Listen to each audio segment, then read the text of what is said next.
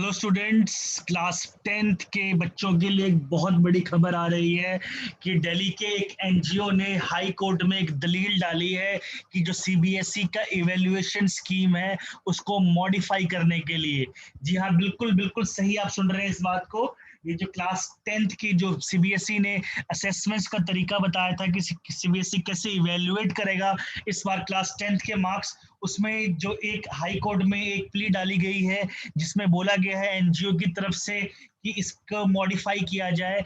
और उन्होंने एक बात बिल्कुल ठीक बात बोली है कि जो स्कूल का परफॉर्मेंस है, देखिए सीबीएसई ने ये कहा है कि जो स्कूल का जो बेस्ट रेफरेंस ईयर है, सीबीएसई ने कहा है कि लास्ट 3 इयर्स में आप उन साल को कैलकुलेट करिए, उस साल को चूज करिए जिसमें आपके स्कूल का रिजल्ट सबसे अच्छा हो। सपोज 2018, 19, 19, 20 और 2021 जो रिजल्ट आ रहा है, तो अगर मैं 3 साल पहले चलता हूँ तो 3 साल में किसी एक पर्टिकुलर ईयर में सपोज एक ईयर में 78% स्कूल का एवरेज है, दूसरे में 84 है और थर्ड में 89 है।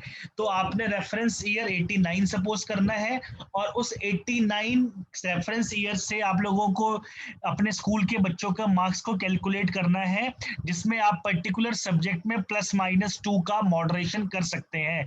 लेकिन जो एवरेज है, एवरेज आपका वही रहना चाहिए। ऐसा सीबीएसई ने अपना वे ऑफ असेसमेंट का उन्होंने तरीका बताया है। लेकिन जो एक एनजीओ है, उन्होंने ये कहा है कि स्कूल के परफॉर्मेंस से स्टूडेंट के परफॉर्मेंस पे कोई फर्क नहीं पड़ता है। बिल्कुल ये बात ठीक बोली गई है। तो इसी के लिए एक सीबीएसई में एक हाई कोर्ट में प्ली डाली गई है जिसमें ये बोला गया है कि आप जो इसका असेसमेंट तरीका है इसका मॉडिफाई करिए और ये बताइए, जिसके सीबीएसई को आंसर देना है। और हियरिंग है हाई कोर्ट में, आज देखते हैं इसके बारे में क्या आता है। देखिए यहाँ पे बिल्कुल अच्छे अक्षरों में लिखा गया है, मैं आपको पढ़ के सुनाता हूँ यहाँ पर।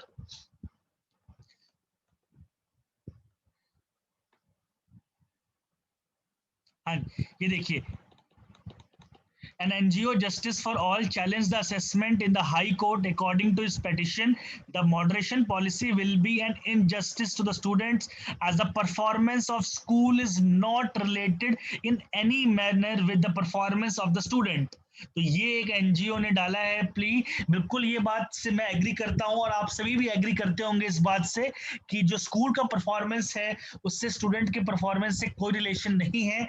लेकिन इस पेंडेमिक में, कोविड-19 में, सीबीएसई ने यही कहा है कि हम जो ये असेसमेंट लेके आए हैं, इन्होंने बिल्कुल यहाँ पे 15 से 16 कमेटी मेंबर बनाए थे जिसमें आईएएस, आईपीएस और बहुत एजुकेशन में के बहुत बड़े बड़े सेक्रेटरी जो चंडीगढ़ से भी थे, उन्होंने बिल्कुल डिसाइड किया था कि किस बेस पे ये मार्क्स लगाए जाएंगे। तो सीबीएसई ने यही कहा है। देखिए मैं आपको एक बार बता रहा हूँ कि the central board of secondary education Thursday told the Delhi high court that any direction to the board for tweaking its policy of evaluation or publication of result will hamper its credibility besides being disadvantages to the students as well. तो CBSE यही चाहता है कहीं ना कहीं से कि जो इन्होंने तरीका बताया है उस पर हाई कोर्ट की मुहर लग जाए। और इसमें जो प्ली डाली गई है उसमें सीबीएसई यही बताना चाह रहा है कि स्टूडेंट्स को हम डिसएडवांटेज नहीं होने दे रहे हैं। लेकिन अब यहाँ देखिए हियरिंग में क्या होता है, कहीं ना कहीं ये बात भी निकल के आ रही है कि शायद क्लास 10th का रिजल्ट ऐसा हो सकता है कि थोड़ा लेट हो जाए। इस चक्कर में जो सीबीएसई की के अगेंस्ट एक प्ली डाली गई है जिसमें कहा गया है कि आप अपने मॉडिफिकेशन का तरीका करिए। देखिए यहाँ भी लिखा गया, the plea prays for the record to be verified by the team deputed by the CBSE in case of any grievance of the aggrieved parent और the student for unfair marks of the committee. इन्होंने यही कहा गया है कि school अगर चाहेगा तो अपने मार्क्स को इंक्रीज या डिक्रीज कर सकता है, स्कूल अपने अकॉर्डिंग परफॉर्मेंस को चेंज कर सकता है। लेकिन सीबीएसई ने इस बात को बिल्कुल नकारा है कि स्कूल के हाथ में ऐसा कुछ भी नहीं है कि जिसके बेस पे वो अपने मार्क्स को कम या ज्यादा कर सकता है। अब देखिए क्या इंफॉर्मेशन निकल के आती है। जैसे ही कुछ इंफॉर्मेशन आएगा मैं आप लोगों के साथ बिल्कुल शेयर करूंगा। तब तक थैंक यू।